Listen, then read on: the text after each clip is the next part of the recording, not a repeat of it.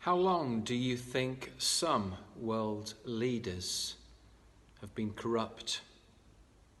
How long do you think they have used their power to manipulate and crush people? Well, in today's Psalm 58, David's complaining to God about corrupt leaders. He wrote this, of course, 3,000 years ago. We may despair today at certain world leaders and things that we hear them say and acts that they've done, cover-ups, oppression, suppression, and so on.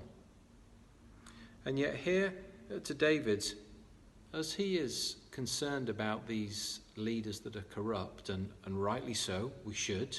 It isn't something we should ignore. It's something we should pray about. We should pray that our world leaders act with integrity and honesty. They've been put there by God after all, and they're to be stewards of God's world. God expects the leaders across the world to take care well of his creation. But often they don't, do they? And often we've maybe heard some of the things they've said and done, and we get angry ourselves. Maybe you've shouted at the television, or you've read an article online or a newspaper about such and such a person, what they've said and done, and it infuriates you. And yet I find it interesting in this psalm that, as David rightly calls them out, he also in verse 3 describes them in this phrase, sinful from birth. Now, only a few days ago in Psalm 51, David described himself in verse 5 as sinful from birth.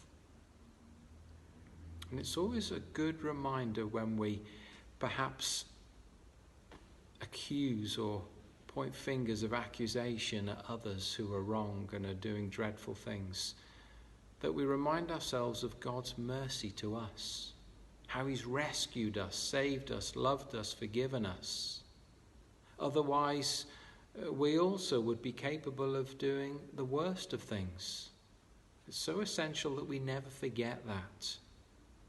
And we do pray, though, for our world leaders to act with integrity and honesty, but let's do it humbly, not in a way that points the finger, saying, oh, if only you would lead like me. Or may God have mercy on us. But may he also have mercy on every world leader.